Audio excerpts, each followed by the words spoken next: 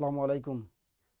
সবাইকে স্বাগত জানাচ্ছি জব মেডিসিনের পক্ষ থেকে। আমি সাথে আছি, আপনাদের সাথে নাসির স্যার। আমরা আজকে যারা বিসিএস পরীক্ষা দিব তাদের নিয়ে একটু কথা বলবো।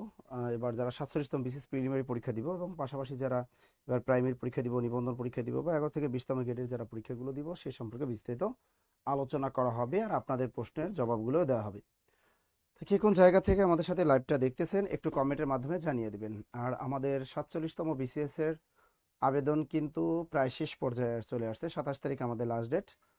তাহলে আমাদের আবেদনটা যারা এখনো করিনি, দুই একজন বাকি আছে হয়তো করে ফেলেন।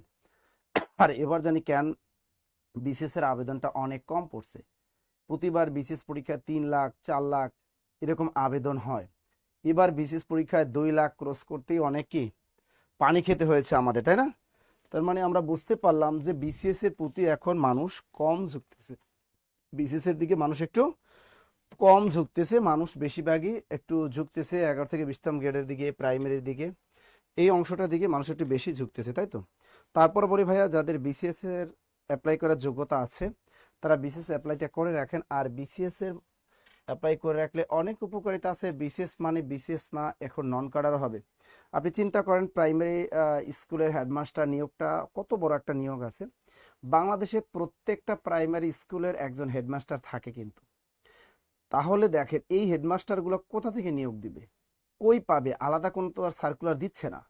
তাহলে এটা কোথা থেকে নিয়োগ দিবে? ওই বিসিএস থেকেই কিন্তু নিয়োগ দিবে, বিসিএস নন কাডার থেকেই কিন্তু নিয়োগ দিবে। এরপর দেখেন এটিও, এই যে দেখেন এটিও চাকরিটা কিন্তু খুব ভালো একটা চাকরি। এই চাকরিটাও নন কাডার থেকে কিন্তু বিসিএস থেকেই নিচ্ছে, আলাদা সার্কুলার কিন্তু হচ্ছে না। এবার এআরও পোস্ট, এনবিআর সহকারী রাজস্ব কর্মকর্তা, অনেক বড়, এটাও কোথা থেকে নেয়? এটাও কিন্তু বিসিএস নন কাডার থেকে নেয়। এবার পাসপোর্টের এডি, অডিট, তারপর সাব রেজিস্ট্রার, এই চাকরিগুলো আসলে কোথা থেকে নেয় তাহলে? এগুলো সবগুলাই কিন্তু নিচ্ছে আপনাদের বিসিএস দিবে। বিসিএস এর যে ক্যাডার সংখ্যা আছে সেগুলো যখন আপনি পাবেন না তখন আপনাকে এই নন ক্যাডার ধরিয়ে দিবে। তাহলে আপনার একটা চাকরি কিন্তু আছে। এই জন্য বিসিএসটাকে যারা আমরা অবহেলা করি তার আসলে আমরা ভুল করতেছি। আপনি একটিবার দেখেন যে আপনি একটা নন ক্যাডার চাকরিও পেয়ে যাচ্ছেন বিসিএস এর মাধ্যমে। বিসিএসটা কি করতে হয়? এটা 200 নম্বর একটা প্রিলিমিনারি পরীক্ষা দিতে হয়।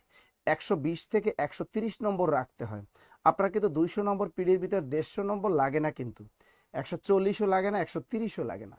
120 থেকে 130 গড়ে আমরা যদি রাখি তাহলে কিন্তু বিসিএস পিডিতে টিকতে পারি। এরপরে আসি আমরা লিখিত পরীক্ষায়।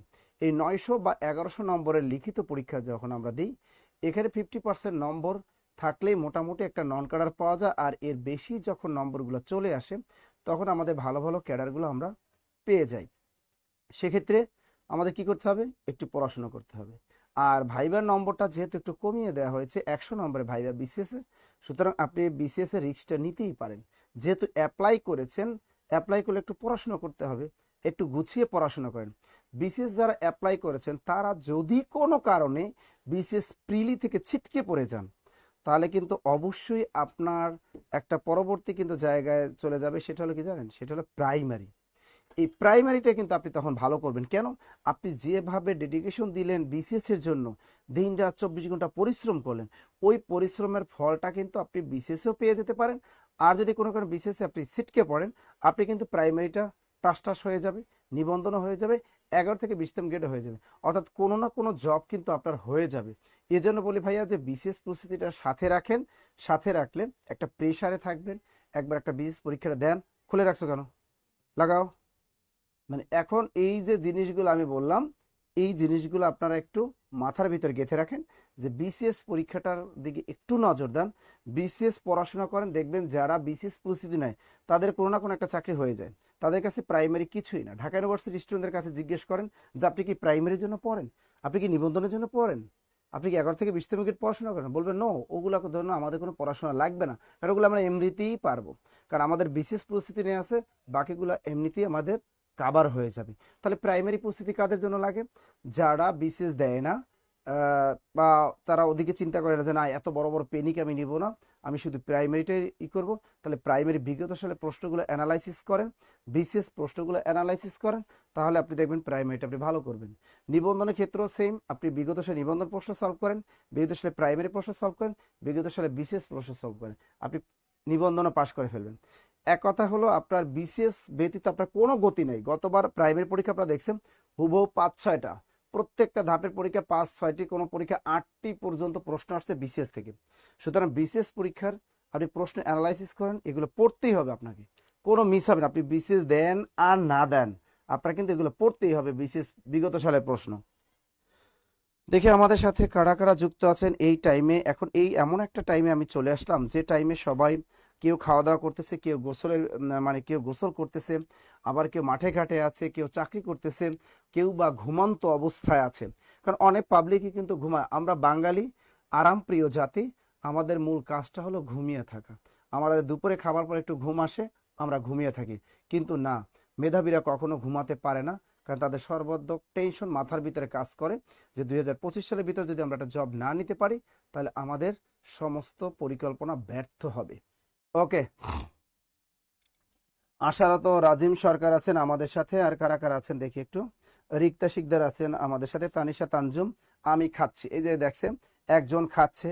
এই গোসল করতেছেন কে কে একটু কমেন্ট করেন না, জি স্যার আমি এখন গোসল করতেছি। এই দলে নাই কেউ?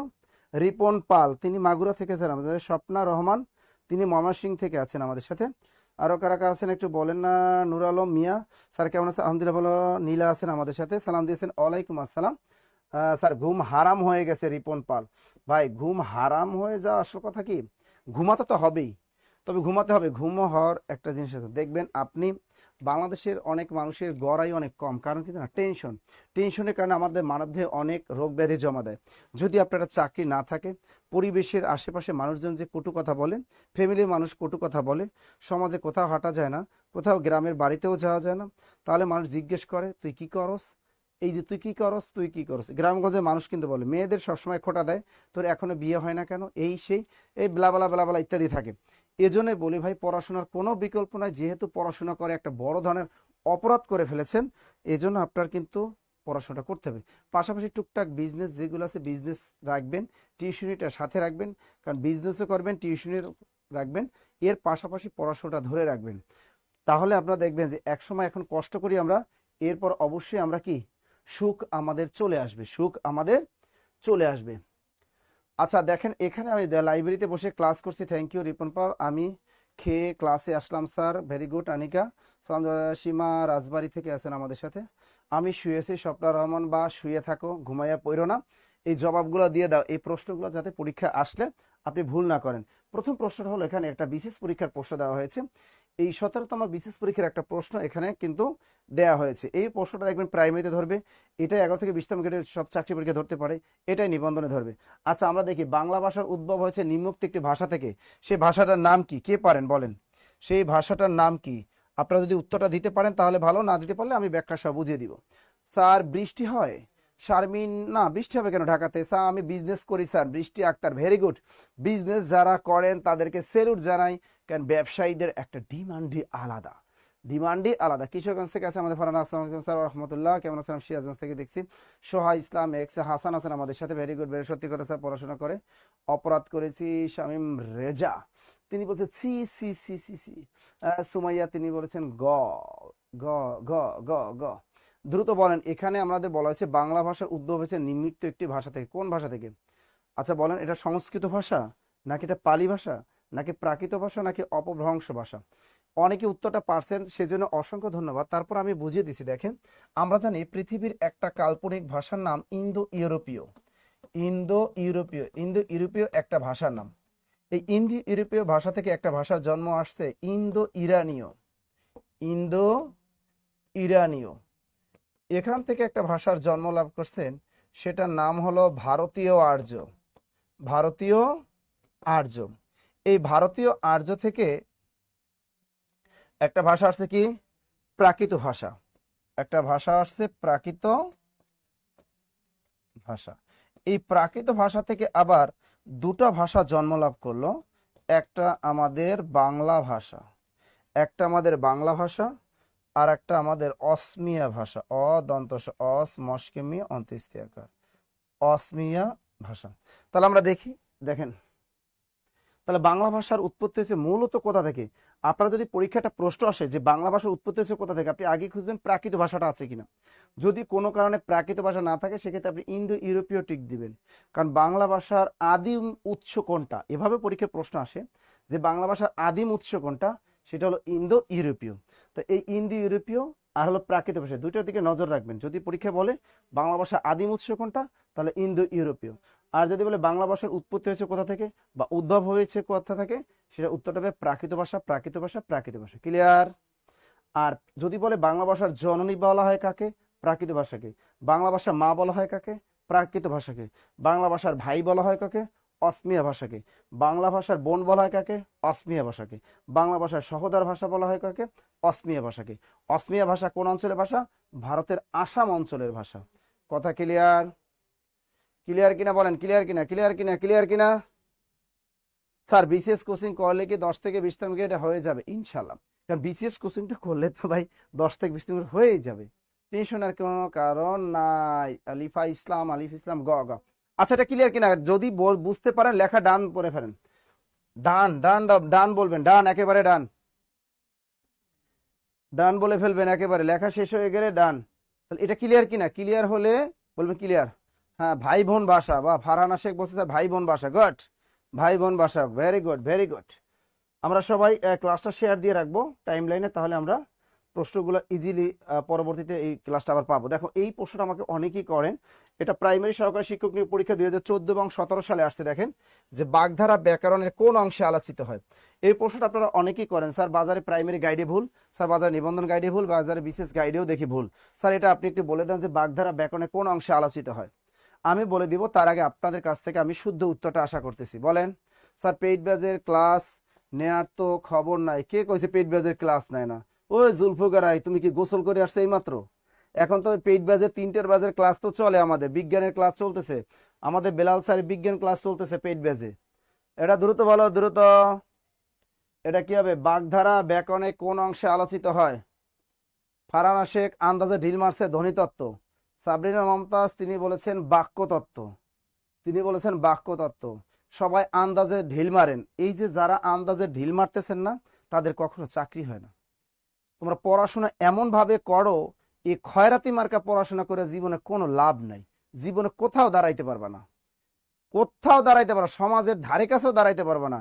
একটা নিম্ন পর্যায়ে স্কুল, ওখানেও তোমার চাকরিটা হবে না যদি না ভালোভাবে না পড়াশোনা করো। ওই দৈনিক দিনের ভিতরে 1 ঘন্টা পড়বা, 1 ঘন্টা মোবাইল, 1 ঘন্টা পড়বা, 1 ঘন্টা মোবাইল টেপা, এরকম অহরহ আছে। দেখি 1 পৃষ্ঠা পরে আর 1 পৃষ্ঠা মোবাইল টেপে।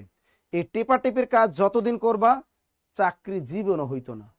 যে ছেলে মেয়েটা সকাল 9টায় লাইব্রেরিতে ঢোকে, রাত 9টায় লাইব্রেরি থেকে বের হয়, সারাদিন ওই যে কলা রুটি খাইয়া, হালকা 10 টাকা 20 টাকার খাবার খাইয়া পড়াশোনা করে, তার চাকরিটা হবে না। চাকরি হবে আপনার সারাদিনের ভিতরে, সারাদিন মোবাইল চ্যাটিং করেন, সারাদিন মোবাইল টেপাটিপি করেন, গান দেখেন, টিকটক বানান, টিকটক করেন, আপনার হবে চাকরি।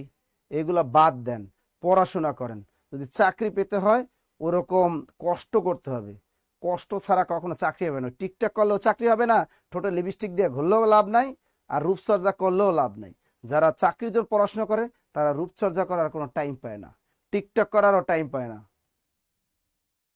বুঝছেন? যে পড়াশোনা করো তোমরা, এই খয়রাতি মার্কা পড়াশোনা করে জীবনে কোথাও দাঁড়াইতে পারবে না। সহজ একটা প্রশ্ন দিলাম, বাগধারা ব্যাকরণে কোন অংশে আলোচিত হয়, তোমরা পারলা না, পারলা না। মান সম্মান কিছু আছে ক? হ্যাঁ, আন্দাজে সব ঢিল মারে এরা। অপূর্ণ ইচ্ছা, জি স্যার। পর্ণা মজুমদার বলছেন খ। আফরা তিনি বলছেন অর্থতত্ত্ব, অর্থতত্ত্ব নতুন বোর্ড বই। সঞ্জিত মল্লিক খ। কই পাও খ খ? এটা তো বাগধারা ব্যাকরণের অর্থতত্ত্বে আলোচিত হয়। তা অর্থতত্ত্বে আলোচিত হয় কি কি একটু দেখো, একটু ভালো করে খেয়াল করো। অর্থতত্ত্ব, অর্থতত্ত্ব, এই অর্থতত্ত্বে 3টা বিষয় আলোচিত হয়। এটা আমি বারবার বলি, এটা মনে রাখবা। প্রতি, প্রতি বিপরীত বাগধারা। কি লিখবা? প্রতি বিপরীত বাগধারা।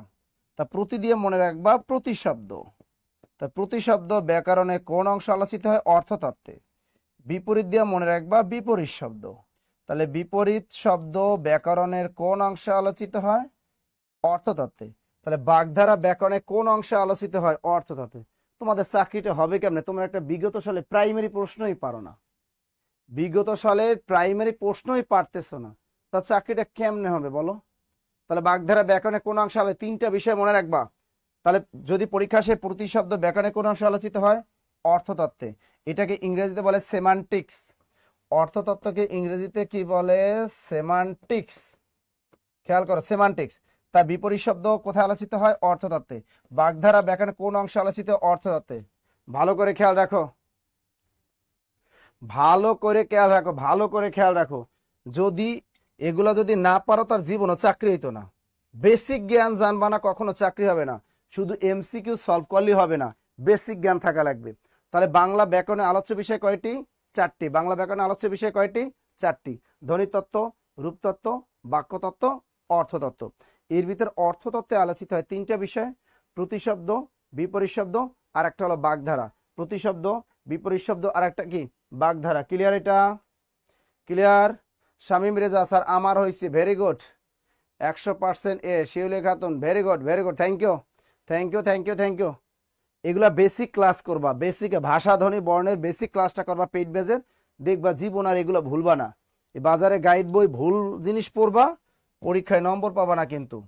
পরে প্রশ্নটা জবাব দাও, ধ্বনি পরিবর্তনের নিয়মে কোনটির বর্ণ বিপর্যয়ের দৃষ্টান্ত? 44তম বিশেষ পরীক্ষার প্রশ্ন। এই সেম প্রশ্নটাই প্রাইমারি ধরে দিবে, বিশেষ পরীক্ষার প্রশ্ন যে কোনো চাকরি পরীক্ষায় ধরে। তাহলে ধ্বনি পরিবর্তনের নিয়মে কোনটি বর্ণ বিপর্যয়? ওরা কিন্তু চালাক। ধ্বনি বিপর্যয়ের আরেক নাম কি? বর্ণ বিপর্যয়। তাহলে ধ্বনি বিপর্যয় অথবা বর্ণ বিপর্যয়, ধ্বনি বিপর্যয় এর আরেক নাম কি? ধ্বনি বিপর্যয়ের আরেক নাম বর্ণ বিপর্যয়।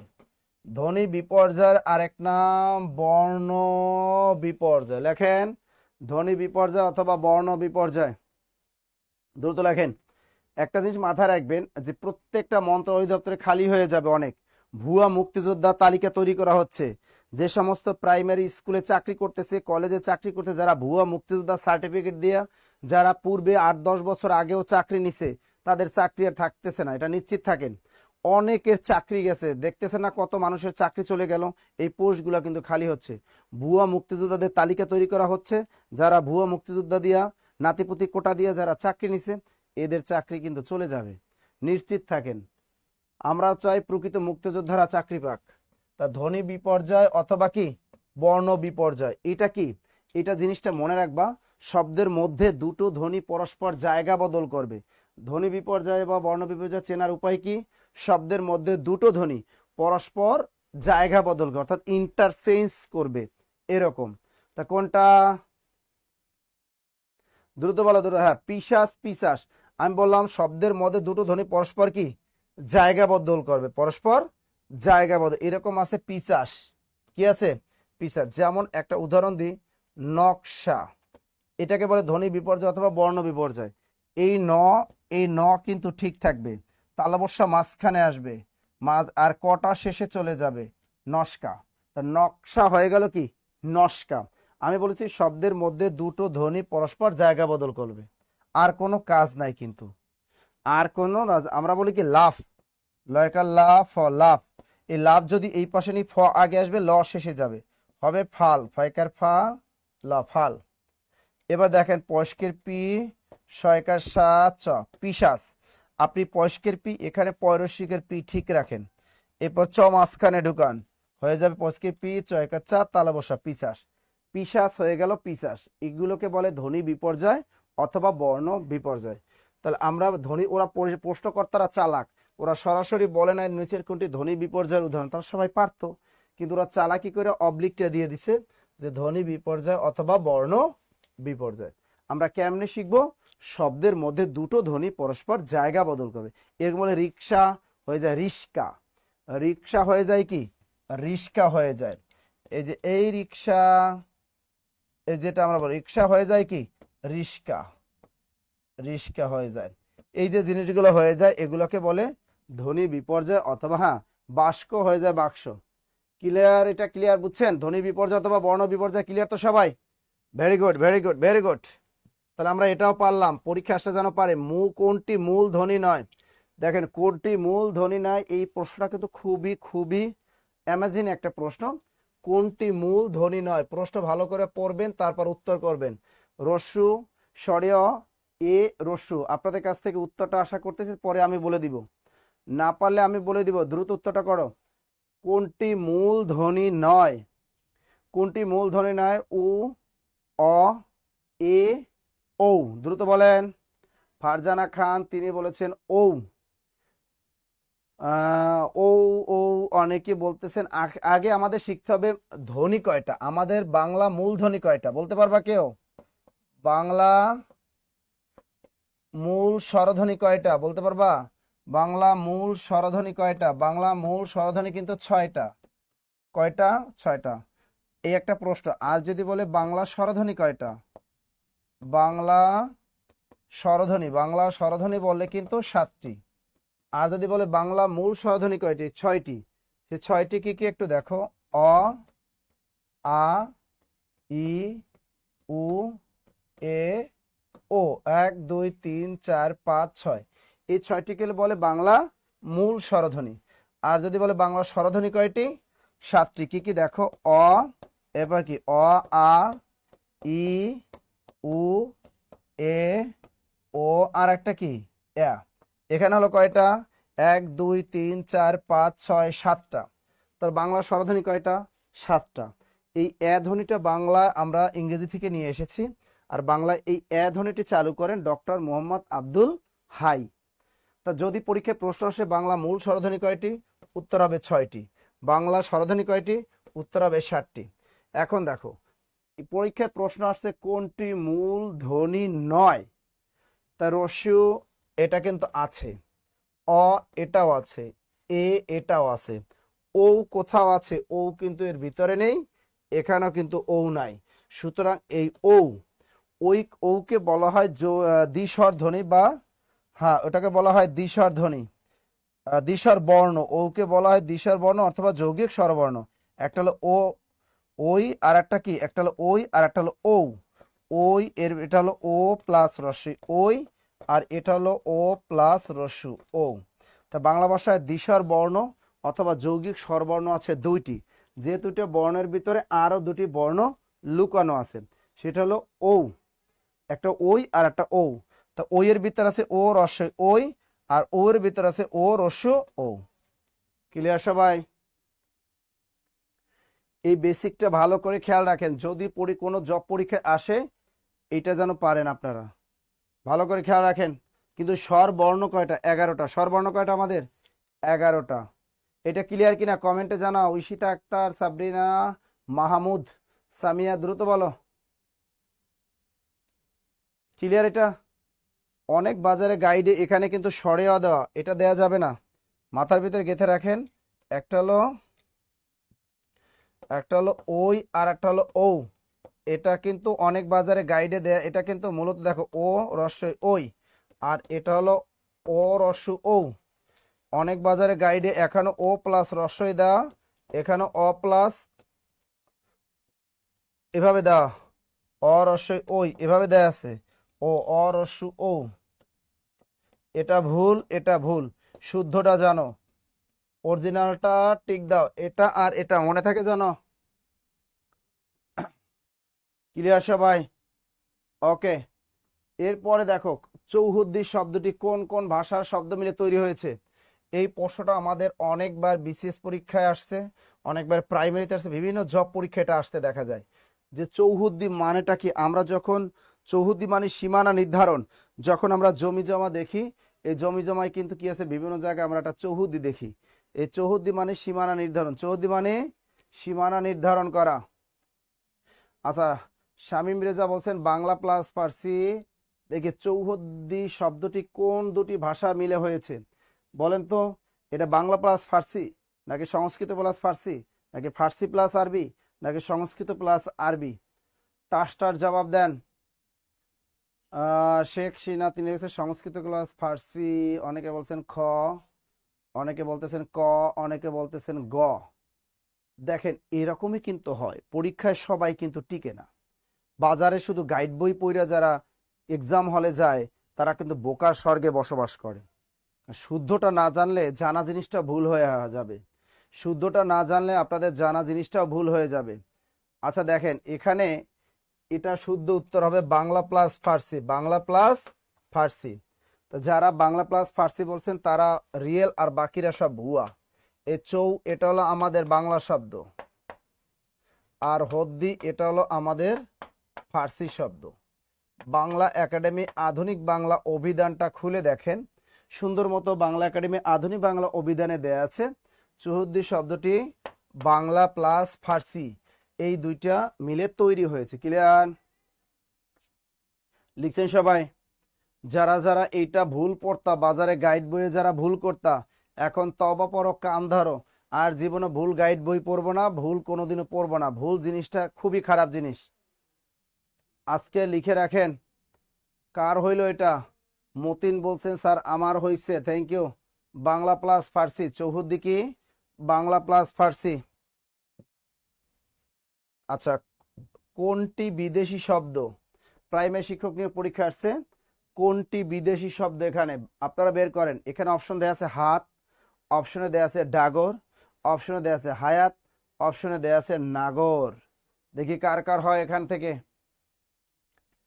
দ্রুত বলো দেখি এখান থেকে কার কার হয় দেখি।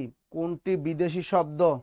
যারা এই যে বিগত সালে প্রশ্নই পারেন না তারা একটু ভাবেন তো আপনি কিভাবে পরীক্ষার হলে পারবেন। দৈনিক ফকিন্নির মতো 1 ঘন্টা 2 ঘন্টা পড়াশোনা করে কিভাবে আপনি একটা চাকরি পাবেন? এই ধরনের পড়াশোনা করে কোনো লাভ হবে না। লোক দেখানো পড়াশোনা কখনোই করবেন না। পড়াশোনাটা করতে হবে আপনার নিজের জন্য, চাকরিটাও লাগবে আপনার নিজের জন্য, অন্যের জন্য চাকরি আপনার লাগবে না।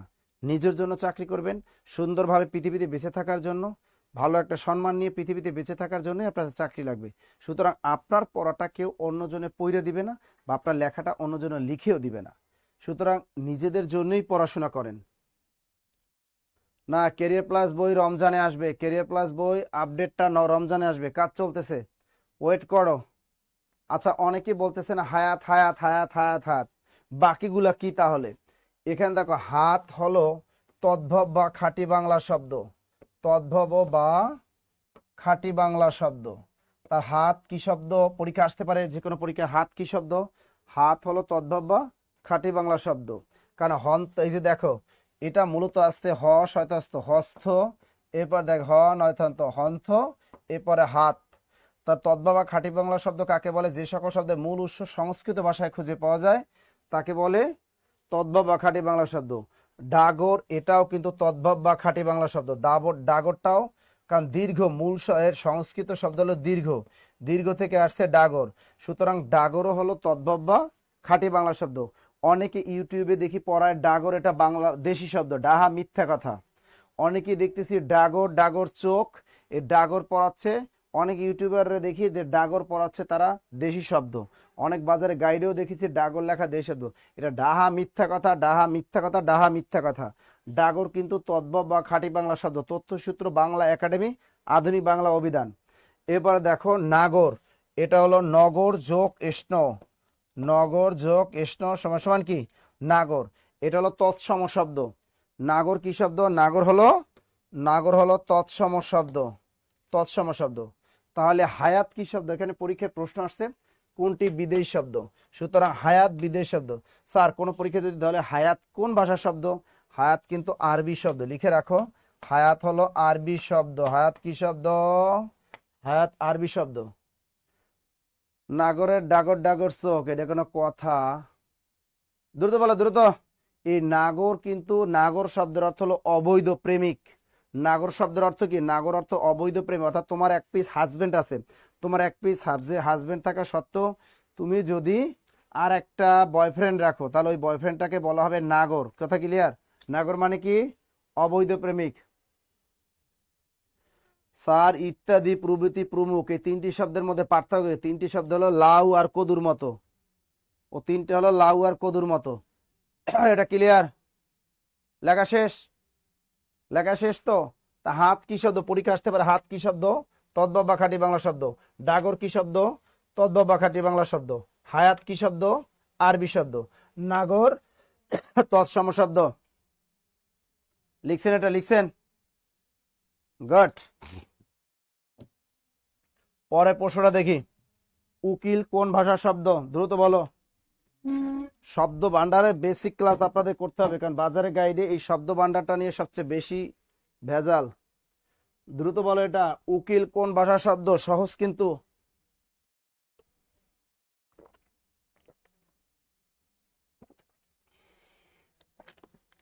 লেখা শেষ। এবার বলে উকিল কোন ভাষার শব্দ? উকিল ফার্সি শব্দ। ফারহানা, তোমারে মারা লাগে আসলে ধুমাইয়া। তুমি একটা প্রশ্নেরও সঠিক উত্তর দিতে পারো নাই। তুমি পড়াশোনাই করো না, তুমি পড়াশোনাই করো না। একটা নিয়ম আছে যে আইন সংক্রান্ত সকল শব্দ হলো আরবি, কিন্তু আইন নিজে ফার্সি শব্দ। আমরা একটা টেকনিক বেসিক ক্লাসে করাই, সেটা হলো আইন সংক্রান্ত, লেখো আইন, আইন সংক্রান্ত সকল শব্দ আরবি, আইন সংক্রান্ত সকল শব্দ আরবি, কিন্তু আইন, কিন্তু আইন নিজে ফার্সি শব্দ, কিন্তু আইন নিজে ফার্সি শব্দ। তাহলে আমরা সূত্রটা কি লিখলাম? আইন সংক্রান্ত সকল শব্দ আরবি, কিন্তু আইন নিজে কি শব্দ? ফার্সি শব্দ। তাহলে আইন সংক্রান্ত সকল শব্দ কি? আরবি। যেমন উকিল, মুক্তার, মোহরি, কাঠগড়া, এজলাস, এগুলো সবই কি? আরবি শব্দ। তাহলে আইন, কিন্তু পরীক্ষা যদি আইন কি শব্দ, কিন্তু আইন কিন্তু ফার্সি শব্দ। তা আইন সংক্রান্ত সকল শব্দ আরবি, কিন্তু আইন নিজে কি? আইন নিজে কিন্তু ফার্সি শব্দ। লিখে রাখো, আইন সংক্রান্ত সকল শব্দ আরবি, কিন্তু আইন নিজে হলো ফার্সি শব্দ। তাহলে এখন উকিল কোন ভাষার শব্দ? উকিল হলো আরবি শব্দ, আরবি শব্দ। ক্লিয়ার? কিন্তু আইনের নিজেরই খেয়াল নাই সে যে ফার্সি শব্দ, কথা ঠিকই। আইনের নিজেরই খেয়াল নাই সে কোন ভাষার শব্দ। এই নিয়মটা বলো, বাগাড়ম্বর শব্দের সন্ধি বিচ্ছেদ কি? এটা বিশেষ পরীক্ষায় আসছে, প্রাইমারি পরীক্ষায় আসছে। এখানে এটা সহজ একটা প্রশ্ন দিয়েছি, সহজ একটা প্রশ্ন বলেন যে বাগাড়ম্বর শব্দের সন্ধি বিচ্ছেদটা কি? বাঘ যোগ অম্বর, বাঘ যোগ আড়ম্বর, বয়কা বাঘ যোগ অম্বর, বয়কা বাঘ বাঘ যোগ আড়ম্বর। কোনটা হবে? কোনটা হবে উত্তর? দ্রুত বলো। ওরে বাবারে, কেরে প্লাস বইটা আগে যারা নিয়েছ, সংস্করণ মানে কি? আপ টু ডেট সংস্কার। আবার টাকা দিয়ে কিনবা, কসকসা নতুন নোট পাঠাবা, নতুনটা কিনবা। একটু খেয়াল রাখো, নিয়মটা শেখো। কোন শব্দের মধ্যে যদি গ থাকে, কোন, এখানে মূল দেখো, বয়কার বা, গয়কার গা, ডয়বিন্দু র, ময়বম্ব র, বাগাড়ম্বর। কোন এই সন্ধি গঠিত শব্দের মধ্যে যদি গ থাকে, গ এর পরিবর্তে ক বসাতে হয়। নিয়মটা কি? কোন সন্ধি গঠিত শব্দের মধ্যে যদি গ থাকে, গ এর পরিবর্তে ক বসাই দিবা। তাহলে এটা কি হয়? বয়কার বা ক, এই গ এর পরিবর্তে ক বসালাম, এ হর্ষে ন। বাঘ যেমন আকার, আকারের জন্য নিব সরে আ, এরপর ডয়বিন্দু র, ময়বম্বর আড়ম্বর। ডাক যোগ বাঘ যোগ আড়ম্বর সমান সমান বাগাড়ম্বর। সুতরাং উত্তর গ যারা বললা সবাইকে ধন্যবাদ। বাগাড়ম্বর। এরকম দেখো, এই নিয়মের অধীনে আরো কিছু শব্দ আমরা শিখতে পারি সন্ধি। যেমন পরীক্ষায় যদি আসে বাগিশ, এর সন্ধি বিচ্ছেদ কি? আমি বলেছি কোন সন্ধি গঠিত শব্দের মধ্যে যদি গ থাকে, গ এর পরিবর্তে আমরা ক বসাই দিব। তাহলে বয়কার বা, এই গ এর পরিবর্তে ক, এই হর্ষেন যোগ, এই দীর্ঘই আছে, এই লিখে ফেললাম দীর্ঘই, এই তালবস্যা আছে, লিখে ফেললাম তালবস্যা।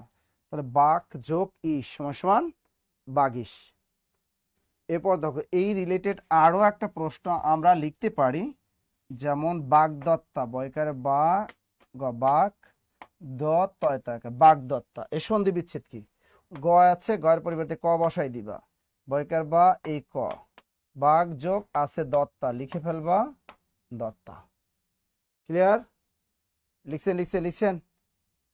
গুড। সৌহদ্দি ফার্সি আরবি লেখা বিদ্যাবাড়ির বই, তো ওটা ডাহা মিথ্যা কথা।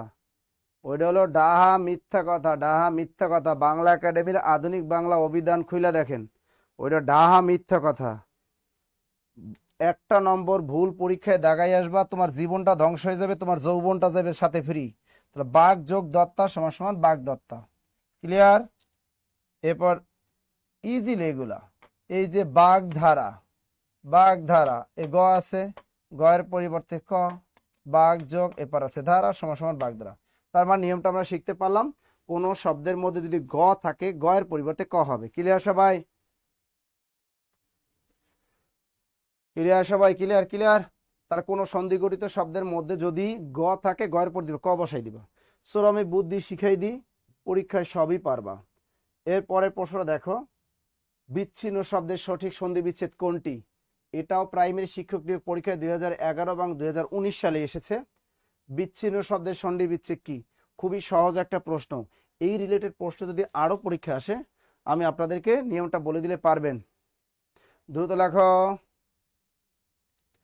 বিচ্ছিন্ন শব্দের সঠিক সন্ধি বিচ্ছেদ কি? দ্রুত দ্রুত উত্তরটা আশা করতেছি, দ্রুত।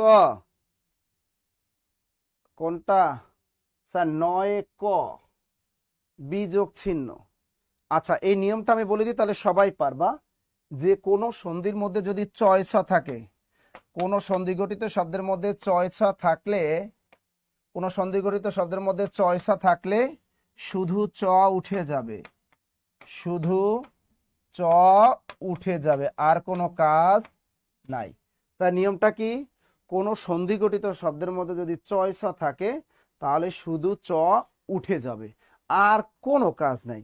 যেমন ব্রেকআপ, ব্রেকআপের বাংলা কি? বিচ্ছেদ। যেমন দেখো, ব্রেকআপের বাংলা হলো বিচ্ছেদ, এর সন্ধি বিচ্ছেদ কি? চয়স আছে, শুধু চ উঠিয়ে দাও, তাহলে বি যোগ ছেদ, ছয়কারে ছেদ ছেদ, বি যোগ ছেদ সমান সমান বিচ্ছেদ।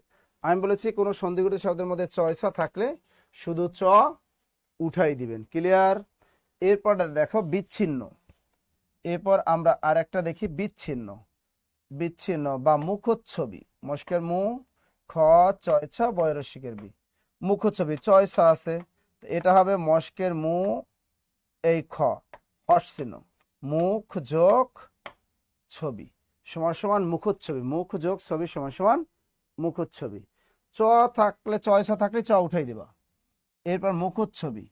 এরপর দেখো পরীক্ষা আসতে পারে প্রতিচ্ছবি, প্রতি চয়ছ বসকে প্রতিচ্ছবি, চয়ছ আছে তাহলে এটা কি হবে? প্রতি যোগ চ উঠাই দাও, প্রতি যোগ ছবি সমান সমান প্রতিচ্ছবি। তাহলে এখানে আমাদের আছে বিচ্ছিন্ন, চ উঠাই দাও, তাহলে উত্তরটা হবে বি যোগ ছিন্ন সমান সমান বিচ্ছিন্ন। ক্লিয়ার সবাই? তাহলে উত্তরটা ক নাম্বার যারা দিয়েছেন সকলকে অসংখ্য ধন্যবাদ, অসংখ্য ধন্যবাদ। খুবই সহজ একটা প্রশ্ন আমরা পাইলাম। শোনেন ভাই, এই গুগল ফুগল বাদ দেন। এ বাংলাদেশের গুগলে সামনে গাড়ি চালায়, গুগল ম্যাপে দেখাইতেছে সামনে কি ব্রিজ, যাই দেখে সামনে সাগর, সাগরের মধ্যে পড়ে ডুবে মরে থাকে। তা আমি তো বললেই দিলাম সৌদি বাংলা প্লাস ফার্সি, এরপর আবার চিনলেন কেন আপনারা? পারলে অভিধানটা খুললে দেখেন, অভিধানটা খুললে সুন্দর মতো বাংলার অভিধান খুললে দেখেন বাংলা প্লাস ফার্সি দেওয়া। ভাই গুগল ফুগলের বেইল আছে বাংলাদেশে, ওগুলো চলে। গুগলে বাংলাদেশের 90% ভুল তথ্য দেয়। এটা বলেন সন্ধি বিচ্ছেদ করুন কথার ছলে, দেখেন ওই নিয়মেই কিন্তু, এটা আগের নিয়মেই কিন্তু আছে কথার ছলে। আচ্ছা, এটা সন্ধি বিচ্ছেদ করেন, দ্রুত দ্রুত দ্রুত। আর একজন আছে ইত্যাদি প্রভৃতি প্রমুখ নিয়ে। ওরে ভাই, তোমার এতে কইলাম লাউ কদু ওইটাই, ইত্যাদি যা প্রভৃতিতা ওই একই তো জিনিস। তোমার তোমার যদি মনে চাই ইত্যাদি তুমি ইত্যাদি লেখো, তোমার মনে চাইলে প্রভৃতি লেখে তুমি প্রভৃতি লেখো, একই তো জিনিস। তুমি যেটা মনে চাই ওইটা লেখো, ওইটা নিয়ে তুমি পড়ে রই লেখো। এটা এখনো একটা প্রশ্ন পড়াই, সেটা উত্তর দিতে পারেন না। এটা উত্তর দাও দ্রুত দ্রুত। এটা কি হবে? কোনটি হবে উত্তর? কথা ছলে এই মাত্র পড়াইছি কিন্তু আমি, দ্রুত বলো। আমি বলেছি কোন সন্ধিগঠিত শব্দের মধ্যে চয়স থাকলে চ উঠাই দাও। তাহলে এখানে আছে কি? ও সন্ধি বিচ্ছেদ করুন, বিচ্ছেদ কথার ছলে আসছে তাই না? তাহলে চ চ উঠাই দাও, তাহলে হবে কথা যোগ ছলে। এটা সবাই পারছেন স্যার, এটা সোজা, কথা যোগ ছলে, কথা যোগ ছলে। এটা সহজ ছিল, সহজ, এটা একদম পানির মতো সহজ ছিল, সহজ। আর একটা প্রশ্ন দিলাম, জলে স্থলে কি সমাস? এটা যদি সহজ, যে না পারবেন তারে ধৈর্য মায়ের দিতে হবে, মায়ের। দ্রুত, এইটা উত্তর না পারলে তার মায়ের দিব আমি। খুবই সহজ একটা প্রশ্ন। জলে স্থলে কোন সমাস 37তম বিসিএস আসছে? দ্রুত দ্রুত দ্রুত দ্রুত, জলে স্থলে কি সমাস? দ্রুত বলো। হসন্ত কোথায় হবে? হসন্ত কোথায় হবে এইটা জানতে হলে আপনার ধাতু চিনতে হবে, বেসিক ক্লাস করতে হবে, প্রকৃতি প্রত্যয় ক্লাস করতে হবে, সন্ধির ক্লাস করতে হবে। জলে স্থলে এটা কোন সমাস? দ্রুত বলেন। এইটা যে পারবা না তার মতো অভাগা আর এই পৃথিবীতে নাই। এটার মতো সহজ আর পৃথিবীতে নাই। আপনি মাথার ভিতর গেঁথে রাখেন, এইটা পারবেন না তার মানে আপনি কখনোই আর চাকরি হবে না। এইটা না পারলে কখনোই আর চাকরি হইতো না। এর চেয়ে সহজ প্রশ্ন আর নাই, এর চেয়ে সহজ প্রশ্ন আর নাই। কিন্তু শরীফুল ইসলাম বলছেন বিপরীতার্থক দ্বন্দ্ব, কেউ বলছেন অলুক, কেউ বলেছেন বিপরীত। আচ্ছা ভালো করে খেয়াল করো, যদি পরীক্ষায় বলতো জল স্থল, এটা কোন দ্বন্দ্ব সমাস? এই জল, জল এর বিপরীত কি? স্থল। এটাকে বলে বিপরীত দ্বন্দ্ব সমাস, এটাকে বলে বিপরীত দ্বন্দ্ব সমাস। এখন অলুক দ্বন্দ্বটা কি? অলুক মানে বিভক্তি লোপ না পাওয়া, অর্থাৎ যে দ্বন্দ্ব সমাসে বিভক্তি যুক্ত থাকে সেটা অলুক দ্বন্দ্ব, এবং অবশ্যই সপ্তম বিভক্তি এ অন্তস্থীয় সপ্তমী বিভক্তি যুক্ত থাকবে, সেটার নাম অলুক দ্বন্দ্ব। তো এই জল স্থল, এটাকে যদি অলুকে নিয়ে যায় তাহলে কি হয়? জলে স্থল। এই যে জলে এ ধ্বনি, স্থলে এ ধ্বনি, এটাও এ এটাও এ, তাহলে জলে স্থলে এটা হলো অলুক দ্বন্দ্ব। কোন দ্বন্দ্ব? অলুক দ্বন্দ্ব। কিন্তু পরীক্ষা যদি বলে জল স্থল কোন দ্বন্দ্ব, তাহলে হবে বিপরীত দ্বন্দ্ব। দেখছেন পারলেন না আপনারা, আপনারা পারলেন না। এই জন্য উচিত কি জানেন? বুড়িগঙ্গা নদী আছে না, বুড়িগঙ্গা নদীতে যে একটা ডুব দিবেন, ডুব দিয়ে একটা টিকটক বানাইবেন, ভাইরাল হয়ে যাবেন, শরীর থেকে সমস্ত ময়লা দুর্গন্ধ চলে যাবে। তাহলে জলস্থলে কি? অলুক দ্বন্দ্ব, আর জলস্থল বিপরীত দ্বন্দ্ব। ক্লিয়ার? পারলেন না আপনারা, পারলেন না, পারলেন না। কি প্রস্তুতি আপনাদের সামনে, কোন সামনে চাকরি পরীক্ষা কি করবেন আল্লাহই জানে আপনাদের যে অবস্থা। যদি বলে বলতো সাপ নেউল, এটা কোন দ্বন্দ্ব? একটা হলো সাপ আর একটা নেউল। নেউল মানে বেজি। আবার বলে দেখো সাপ বেজি, এটা কোন দ্বন্দ্ব বলতো? সাপ নেউল অথবা সাপ বেজি, এটা কোন দ্বন্দ্ব সমাস বলতো? জাহেদুল হাসান তুষার, পারছি তো, থ্যাংক ইউ। নূর আলম মিয়া, আমার হয়েছে, থ্যাংক ইউ থ্যাংক ইউ। এটা একটু বলো না, এইটা একটু বলো।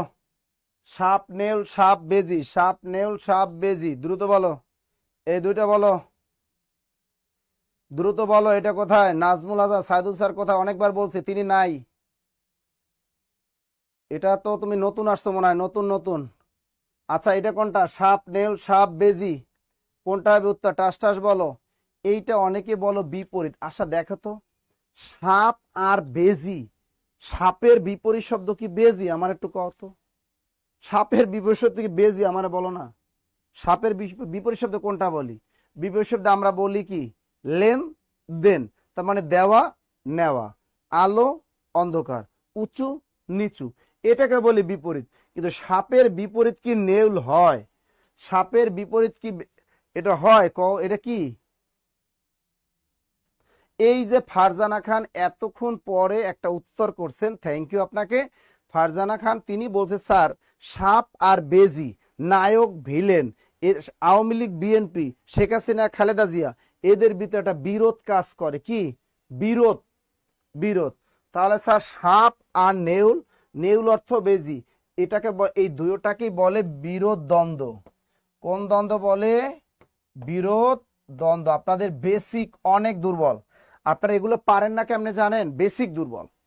তোমাদের যাদের বেসিক দুর্বল তারা কিন্তু মারাত্মক বিপদের ঝুঁকিপূর্ণ আছো। কিন্তু এই জন্য যারা ওই যে পারতেছেন না, বেসিক দুর্বল যারা, তারা যে কোনো একটা কোর্স করে রাখো।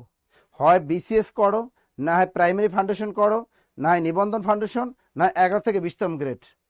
যদি চাকরি পাইতে হয়, আন্দাজে ঢিল মারার দিন শেষ, শুধু এমসিকিউ সলভ করে চাকরি পাবেন ওই দিন ভুলে যান। তাহলে সাপ নেউল সাপ বেজি এইগুলা কি, এটা হলো বিরোধ দ্বন্দ্ব। এই বিরোধটাকে আমরা যদি অলুকে নিয়ে যাই তাহলে আমরা বিভক্তি যুক্ত করব এ অথবা অন্ত্যেষ্টিয়া। তাহলে যদি বলি সাপে নেউলে, পরীক্ষায় যদি আসে সাপে নেউলে, এখানেও এ বিভক্তি, এখানে, তাহলে এটা হবে অলুক দ্বন্দ্ব। অলুক দ্বন্দ্ব। ক্লিয়ার? পারবেন? রেগুলার কোর্স কতদিনে? রেগুলার কোর্স 4 মাস। ফাউন্ডেশন কোর্স পরীক্ষার আগ পর্যন্ত থাকে। আমাদের ফাউন্ডেশন কোর্সগুলো থাকে পরীক্ষার আগ পর্যন্ত। স্যার পারছি তো, পারছেন? এটা অলুক দ্বন্দ্বটা যে কোনো একটা দ্বন্দ্ব মানে সমাসটাকে অলুকে নিয়ে যাওয়া যায়। অলুক দ্বন্দ্বে মানে দেখবা পূর্ব পদে হয় এ থাকে, না হয় অন্ত্যেষ্টিয়া, এই দুইটা বিভক্তি থাকে সবসময়। আচ্ছা দেখি এখানে আপনাদের আর একটা জিনিস আমি একটু বুঝাই দিই। দেখেন, আরো দুই একটা উদাহরণ দিলে আপনাদের মাথাটা ক্লিয়ার হবে। আচ্ছা যদি আমরা বলি আদা কাঁচকলা, এটা কোন দ বলো? আদা কাঁচকলা। আদা কাঁচকলা এটা কোন দ্বন্দ্ব সমাস বলো? আদা কাঁচকলা। শামীম রেজা হয়েছে, থ্যাংক ইউ। আদা কাঁচকলা কোন দ্বন্দ্ব সমাস? দ্রুত বলো। আদা কাঁচকলা কোন দ্বন্দ্ব সমাস? আদা কাঁচকলা কোন দ্বন্দ্ব সমাস? দ্রুত। আতিকুল ইসলাম অরণ্য তিনি বলছেন আচ্ছা আপনারা বিপরীতটা কি বুঝেন না? এই বিপরীতটা বুঝেন না? এই আলো, আলোর বিপরীত কি? অন্ধকার। আলোর বিপরীত কি? অন্ধকার। এটাকে বলে বিপরীত। আপনারা বিপরীতটাই বুঝেন না। জল, এর বিপরীত কি? স্থল। এটাকে বলে বিপরীত, কিন্তু আপনারা বিপরীতটাই বুঝেন না। এটা বলো দ্রুত। লিখিত টাকা দিছো খাদিজা, অ্যাড করা হয় না, একটু দয়া করে তুমি 509 কল দাও। এখানে কমেন্ট করলে তুমি জীবন অ্যাড হইতে পারবা না। তুমি দয়া করে একটু 509 কল দাও। আতিকুল ইসলাম আগে উত্তর দিছি, এটা কি বলো? বিরোধ। হয় এটা বিরোধ। একটা হলো আদা আর একটা হলো কাঁচকলা, দুইটা আলাদা জিনিস। এটার ভিতরে এই আদার সাথে কাঁচকলার একটা বিরোধ থাকে। কি থাকে? এই দুইটার মধ্যে একটা বিরোধ থাকে। এটাকে বলে বিরোধ দ্বন্দ্ব। এটাকে তোমরা অলুকে নিয়ে যাও, এটাকে অলুকে নিয়ে যাও তো দ্রুত। এটা অলুকে কে কে নিতে পারো? এটা অলুকে নিয়ে যাও, দ্রুত বলো। এটা আদা কাঁচকলা, এইটাকে ইসে নিয়ে যাও। রেগুলার কোর্স 1 বছরের না, ওটা ভুল শুনছেন। ফাউন্ডেশন কোর্স হয়, ফাউন্ডেশন কোর্সে 1 বছর না 1.5 বছর। বিসিএস ফাউন্ডেশন 1.5 বছর পরীক্ষার আগ পর্যন্ত। এইটা বলেন আদা কাঁচকলা, এটা তো বিরোধ। এটাকে আপনি একটু অলুকে নিয়ে যান। আচ্ছা এইটা বলো, আদা কাঁচকলা এটা কি হবে? দ্রুত বলো, আদা কাঁচকলা কি হবে? ভেরি গুড, সবাই পারছেন। স্যার এখানে আপনি বলে দিয়েছেন এখানে অন্ত্যেষ্টিয়া যুক্ত করে দিতে, তাহলে এটা হবে সরেয়া দয়কার দা অন্ত্যেষ্টিয়া আদায়, আর এটা হবে কাজ ক লয়কালা অন্ত্যেষ্টিয়া কাজ কলায়। এই যে অন্ত্যেষ্টিয়া, এটা এখন অলুক হয়ে গেল। কি হয়ে গেল? অলুক হয়ে গেল। এরপরে আর একটা প্রশ্ন আমি দিই এখানে, যদি পরীক্ষা আসে দুধ ভাত, এটা কোন সমাস? দুধ ভাত কোন সমাস? কে পারো ভাইয়ারা? দুধ ভাত কোন সমাস বলেন? দুধ ভাত কোন সমাস? দুধ ভাত কোন সমাস? দ্রুত দ্রুত দ্রুত, দুধ ভাত কোন সমাস? দুধ ভাত কোন সমাস? সমাসের ভিতরে আপনাদের অনেক ঘাবলা আছে।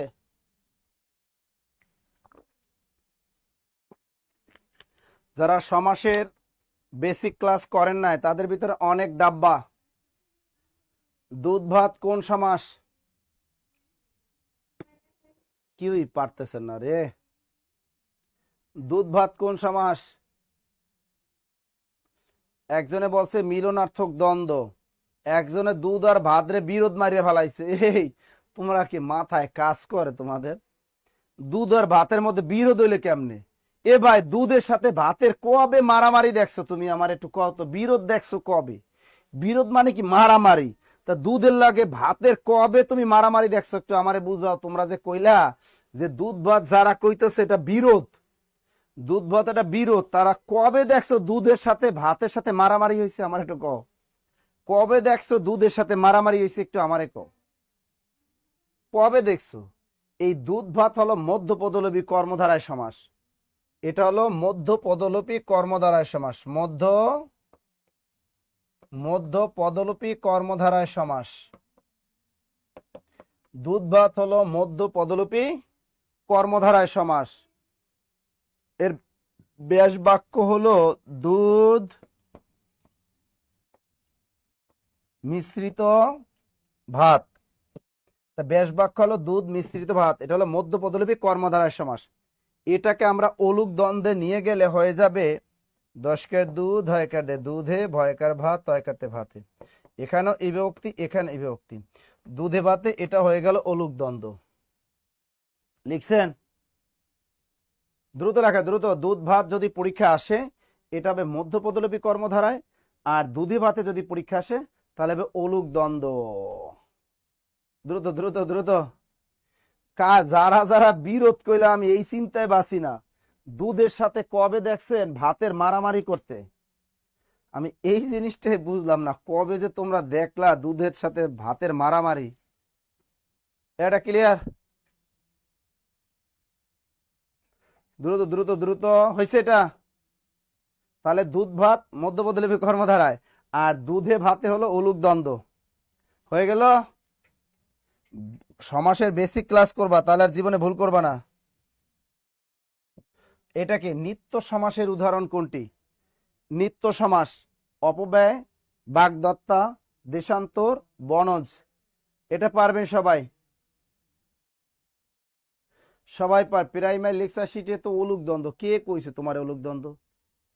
ভাই দুধে ভাতে অলুক দ্বন্দ্ব, তোমরা একটু কান ভালো করে দেখো, চোখ দিয়ে দেখো। দুধে ভাতে অলুক দ্বন্দ্ব, আর দুধ ভাত হলো মধ্যপদলোপী কর্মধারায় সমাস। ভালো করে দেখো। এটা কি বলছে? নিত্য সমাস। চেনার উপায় কি দেখো, এটা নিত্য সমাস চেনার উপায়। নিত্য সমাস চেনার উপায় কি? কোন শব্দের মধ্যে যদি অন্তর, কোন শব্দের মধ্যে অন্তর অথবা মাত্র থাকে, কোন শব্দের মধ্যে অন্তর অথবা মাত্র লুকানো থাকলে ওটা নিত্য সমাস হয়। কোন সমাস হয়? নিত্য সমাস। তো এখানে এই যে দেশান্তর, অন্তর আছে, সুতরাং দেশান্তর হবে নিত্য সমাস। এরকম দেখো পরীক্ষা আসতে পারে রূপান্তর, এরকম আরো উদাহরণ লিখে রাখো। রূপান্তর আসতে পারে, ভাষান্তর, ভাষান্তর আসতে পারে না? আসতে পারে শোনা মাত্র, শোনা মাত্র আসতে পারে, দেখা মাত্র। তাহলে শোনা মাত্র, দেখা মাত্র, এগুলো সবই হলো নিত্য সমাস। কোন সমাস? নিত্য সমাস। তবে এই নিয়মের একটা ব্যতিক্রম আছে, তেপান্তর। ব্যতিক্রম কি? একটা ব্যতিক্রম আছে, তেপান্তর। তেপান্তর এটা হলো দ্বিগু কর্মধারায় সমাস। দ্বিগু সমাস অথবা দ্বিগু কর্মধারায় সমাস। তিন প্রান্তরের সমাহার। ব্যাস বাক্য হলো তিন প্রান্তরের সমাস, সমান সমান তেপান্তর।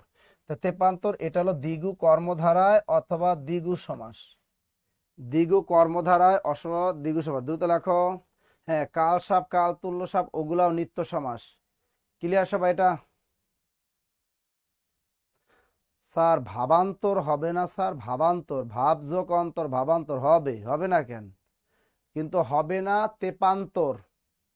2 এবং 90, 92ও কিন্তু নিত্য সমাস হয়। তবে পরীক্ষায় যদি আসে 92 কোন সমাস, ওটা কিন্তু 2 এবং 90, 92, ওটা হলো সংখ্যাবাচক দ্বন্দ্ব বলা হয়। 92, 2 এবং 90 সংখ্যাবাচক দ্বন্দ্ব। যদি ওটা না থাকে অপশনে, আপনি 92 নিত্য সমাস দিলেও হবে। পুষ্প সৌরভ, এখানে আসছে পুষ্প সৌরভ, পুষ্পের সৌরভ, ষষ্ঠী তৎপুরুষ সমাস, ষষ্ঠী তৎপুরুষ সমাস। পরেরটা দেখো একটু। আপনাদের যা আজকে যা দেখলাম যে সমাসে তোমাদের মারাত্মক পরিমাণে দুর্বলতা আছে, বেসিক ক্লাস করো, জীবনে অনেক কিছু শিখবা। নাহলে যেভাবে পজিশনে আছেন, যে খয়রাতি পজিশনে আছেন আপনারা, এ দিয়ে কোনো চাকরি হইতো না।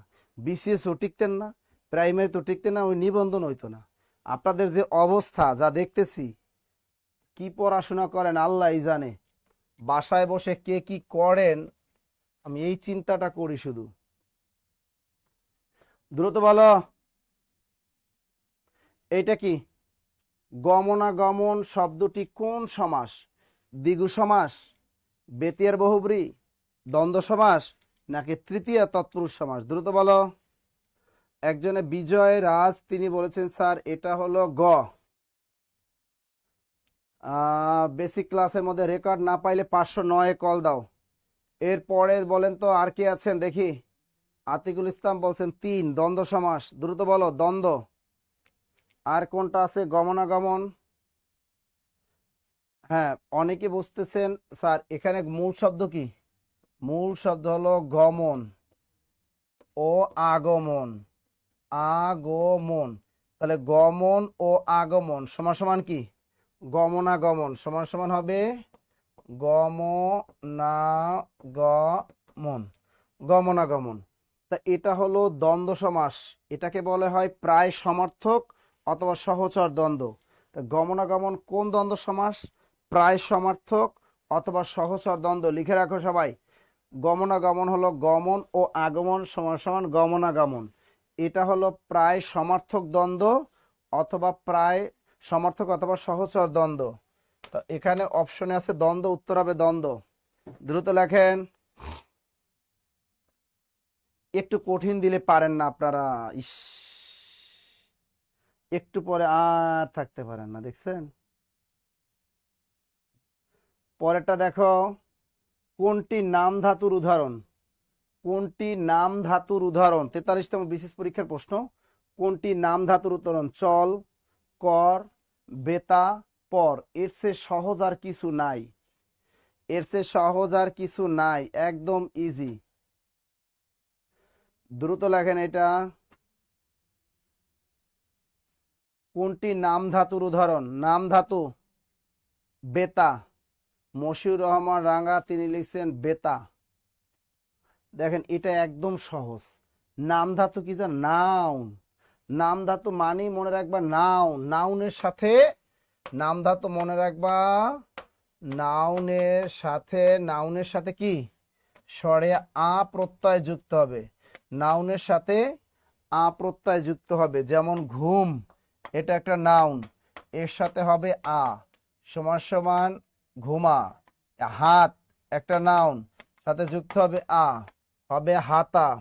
এরপর দেখো চোখ, চোখ যুক্ত হবে আ সমান সমান চোখা। তেমনি দেখো বেত, বেত যোগ আ সমান সমান বয়কার বে তয়কার তা বেতা। তো উত্তরটা হবে বেতা। সহজ সহজ সহজ সহজ। পারবেন এগুলো? পারবেন? সহজ, ডিপলি বেসিক করেন। প্রত্যেকটা ক্লাস যদি আপনি বেসিক করেন না, ইংরেজি ক্লাস বেসিক ক্লাস করতে হবে, ম্যাথ বেসিক করতে হবে, বাংলা বেসিক করতে হবে, জিকে বেসিক করতে হবে, বিজ্ঞান বেসিক করতে হবে, আইসিটি বেসিক করতে হবে। সবগুলো জিনিস দিয়ে আপনার বেসিকটা আগে কি করতে হবে? স্ট্রং করতে হবে, তাহলে চাকরি পাবেন, আদারওয়াইজ পাওয়া সম্ভব না। এটা বলো, প্রকৃতি বলতে কি বোঝায়? প্রকৃতি বলতে কি বোঝায় বলেন? প্রকৃতি বলতে কি বোঝায়? প্রাইমারি শিক্ষক নিয়োগ পরীক্ষা আসছে 15তে, বলেন প্রকৃতি বলতে কি বোঝায়? শব্দের মূল, নাকি শব্দ ধাতুর মূল, নাকি ধাতুর মূল, নাকি প্রত্যয়যুক্ত শব্দ? দ্রুত বলেন, দ্রুত বলেন, এটা কি হবে? প্রকৃতি বলতে কি বোঝায়? প্রকৃতি বলতে কি বোঝায়? তুই দিয়ে বেতা মিলে না শব্দ তাই বেতা, এটা কোনো কথা? কয় তুই দিয়ে বেতা মিলে না শব্দ তাই বেতা হবে, এটা কোনো কথা? আতিকুল ইসলাম, তুমি এগুলো কই পাইছো? আতিকুল ইসলাম কত? বুড়িগঙ্গা নদীর তীরে পাইছো? হ্যাঁ, তুমি এই নিয়ম কই পাইছো? তুই দিয়ে বেতা মিলে না, এটা কোনো কথা? এই যে মুত্তাকিনা, এগুলা কি বলো তো? এগুলা কি? দ্রুত দ্রুত বলো। প্রকৃতি বলতে কি বোঝায়? সবাই বলতেছে খ। হ্যাঁ, খেয়াল রাখো, শব্দ এবং ধাতুর মূলকে বলা হয় প্রকৃতি। উত্তরটা হলো ক। স্যার প্রকৃতি কি আমরা একটু দেখি। যেমন দেখো, আমি যদি বলি যেমন হাসি, এটা যদি আমরা ভাঙি, এটা হয় হয়কার হা দন্তস হাস যোগ ই, হাসি। যদি বলি প্রাণী, এই যে দেখো প্রাণী, এটা মূল শব্দ হলো প্রাণ, জোট এই দীর্ঘই লিখে ফেললাম, দীর্ঘই প্রাণী। এরপর আমরা লিখতে পারি চাষি, চাষি, তো চাষ যোগ রস্বই সমান সমান কি চাষি। এরপর অনেকে আসতে পারে কাশি, কাশি, তাহলে এটা কি লিখতে পারি কয়কারে কা তালা বসা, কাশ যোগ রস্বই সমান সমান কাশি। এগুলোকে বলে প্রকৃতি, এগুলোকে বলে প্রত্যয়, এগুলোকে বলে প্রত্যয়ান্ত শব্দ। তা দেখো হাঁস, প্রাণ, চাষ, কাশ, এগুলো সবই কি, এগুলা, এই হাঁস এটা কিন্তু ধাতু, প্রাণ এটা কিন্তু কি, প্রাণ এটা কিন্তু শব্দ, এটা শব্দ, চাষ এটা কিন্তু ধাতু, আবার দেখো কাশ এটা কিন্তু ধাতু। তা আমি বলছি ধাতু ও শব্দের মূলকে কি বলে, প্রকৃতি। এই সিরিয়ালে যা আছে এগুলোকে বলে প্রকৃতি। আর ই দীর্ঘই দীর্ঘই ই এগুলোকে বলে প্রত্যয়, এগুলোকে বলে কি প্রত্যয়, এগুলোকে বলে প্রকৃতি। তাই শব্দ এবং এই ধাতুর মূলকে বলে প্রকৃতি। আর প্রত্যয় কাকে বলে, যে সকল বর্ণ বা বর্ণ সমষ্টি এই ধাতু বা শব্দের পরে যুক্ত হয় সেগুলোকে প্রত্যয় বলে। এই প্রত্যয়গুলো নিজস্ব কোনো অর্থ নেই। তাহলে শব্দ ও ধাতুর মূলকে কি বলে, প্রকৃতি। ক্লিয়ার সবাই? পরেরটা বলো, লোকটি দরিদ্র কিন্তু সৎ। এ বাক্যে কিন্তু কোন, কিন্তু হলে কি সংযোজক অব্যয়, সংকোচক অব্যয়, সংযোজক অব্যয়, অনন্যয় অব্যয় নাকি অনুকর অব্যয়? দ্রুত বলো এটা, এটা বলেন। লোকটি দরিদ্র কিন্তু সৎ, লোকটি দরিদ্র কিন্তু সৎ, কোনটা হবে বলেন তো?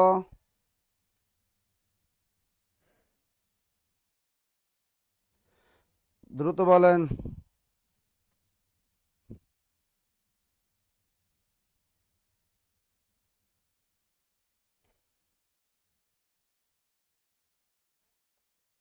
দ্রুত বলে লেখেন স্যার। স্যার কি হলো, কিছু তো হয় না, চলে তো। লোকটি দরিদ্র কিন্তু সৎ, এটা কি সংকোচক অব্যয় নাকি সংযোজক অব্যয় নাকি অনন্যয় অব্যয়? দেখেন একটা জিনিস মাথায় রাখেন, সংযোজক অব্যয় তিনটা জিনিস থাকে, সংযোজক অব্যয় তিনটা জিনিস থাকে, ও এবং আর, ও এবং আর, এই তিনটা দিয়ে যদি কোনো বাক্য পরীক্ষা আসে তাহলে সেটা সংযোজক অব্যয় হয়। যেমন এই যে ও এবং আর, তিনটা হলো সংযোজক অব্যয়। সংযোগ মানে কি, যুক্ত করে, ও এবং আর, ও এবং আর। আকাশ শুধু নীল আর নীল, আকাশ শুধু নীল আর নীল, এগুলো কি সংযোজক অব্যয়। তো এখানে কিন্তু মাঝখানে আছে কিন্তু, কিন্তু, তা কিন্তু কিন্তু সংযোজক অব্যয় না, এটা হবে না। অনুন্নয়ী অব্যয়, মরি মরি কি সুন্দর প্রভাত রূপ, এটা তো হবেই না। অনুকার অব্যয়, এটাও হবে না। উত্তর সংকোচক অব্যয়। সংকোচক অব্যয় তিনটা জিনিস মনে রাখো, কিন্তু, তবু, অথচ। কিন্তু একটা হলো তবু আর একটা হলো অথচ। এই কিন্তু, তবু, অথচ এইগুলা দিয়ে যত বাক্য পরীক্ষা আসবে সবই হবে সংকোচক অব্যয়। কিন্তু, তবু, অথচ, কিন্তু, তবু, অথচ, এই তিনটা দিয়া যত শব্দ বানাবেন সবই হবে কি সংকোচক অব্যয়। পরীক্ষা আসবে আমি বিয়েতে যাব কিন্তু খাবো না, এটা কি, এটা কিন্তু সংকোচক অব্যয়। তবু অনেক কষ্ট করেছি তবু তুমি এলে না, তোমার জন্য অনেক অপেক্ষা করেছি তবু তুমি এলে না, এটা কি, এটা কিন্তু সংকোচক অব্যয়। অথচ দেখো আমি অনেক কষ্ট করেছি অথচ তুমি এলে না, এই কিন্তু, তবু, অথচ, কিন্তু, তবু, অথচ, এই তিনটা যোজক দিয়ে যদি কোনো বাক্য পরীক্ষা আসে তাহলে সেটা হবে সংকোচক অব্যয়। ভালো করে শিখে রাখো। আর সংযোজক অব্যয় হলো ও এবং আর, এই তিনটা দিয়ে যত বাক্য পরীক্ষা আসবে সবই হবে সংযোজক অব্যয়, সংযোজক অব্যয়, সংযোজক অব্যয়। ক্লিয়ার? ক্লিয়ার সবাই? ক্লিয়ার? এটা ভালো করে পড়েন, এখনো সময় আছে, হাতে যে সময়টা আছে রমজানটা কাজে লাগাও, এই রমজানটা কাজে লাগাও। 1 তারিখ থেকে 1 মার্চ থেকে আমাদের রমজান শুরু, এই রমজানটা কাজে লাগান। জীবনে অনেক করছেন, এখন ভোট 20 কাজ অনেক করছেন, বাদ দেন, তওবা পড়েন, নিরিবিলি পড়াশোনা করেন। 2025 সালে একটা চাকরি নেন, নিয়মিত পড়াশোনা করেন। অনেক ভণ্ডামি করছেন, আর কইরেন না। শয়ন গমন, এরা কি বাচক বিশেষ্য বলেন? শয়ন, গমন, এগুলা কি বাচক বিশেষ্য? এটা কি গুণবাচক, ভাববাচক, দ্রব্যবাচক নাকি সংখ্যাবাচক? দ্রুত বলেন, দ্রুত বলেন, দ্রুত বলেন, দ্রুত। এটা গুণবাচক, ভাববাচক নাকি দ্রব্যবাচক নাকি সংখ্যাবাচক? ভাববাচক। অনেকে শাহনাজ আশরাফ তিনি বলছেন ভাববাচক, শারমিনীতি ভাববাচক। দেখেন এইটা কেমন, ভাববাচক বিশেষ্যটা কি এটা বোঝার চেষ্টা করেন। ভাববাচক বিশেষ্য, স্যার ভাববাচক বিশেষ্যটা কি? কোন অর্থাৎ ভাববাচক বিশেষ্য ক্রিয়ার সাথে কোন ক্রিয়া বা ভার্বের সাথে অন অথবা যদি আ থাকে তাহলে ভাববাচক বিশেষ্য হয়। তা চেনার উপায় কি? ক্রিয়া বা ভার্বের সাথে, ক্রিয়া অথবা ভার্বের সাথে কি থাকবে? অন অথবা স্বরে আ থাকে। ক্রিয়া অথবা ভার্বের সাথে কি থাকে? ক্রিয়া অথবা ভার্বের সাথে অন অথবা আ থাকে। যেমন শয়ন, দেখো শয়ন, গমন, ভোজন, দর্শন, খাওন, শোয়া, বলা, পড়া, দেখা। অন অথবা আ আছে, দেখেন ক্লিয়ার? এগুলো সব ভাববাচক বিশেষ্য। দ্রুত রাখো, দ্রুত দ্রুত দ্রুত। কোন শব্দের মধ্যে অন অথবা আ থাকলে ভাববাচক বিশেষ্য হয়?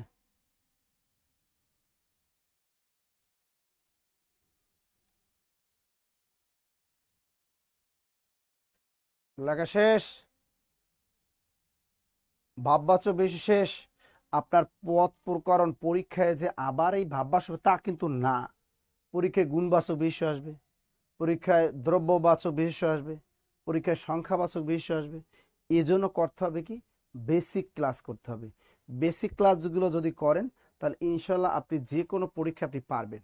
সবাইকে বলি আবার, আজকে অফার চলতেছে প্রত্যেকটা কোর্সে। যারা পেইড ব্যাচ স্টুডেন্ট তাদেরকে উদ্দেশ্যে বলছি ভালো করে পড়াশোনা করেন।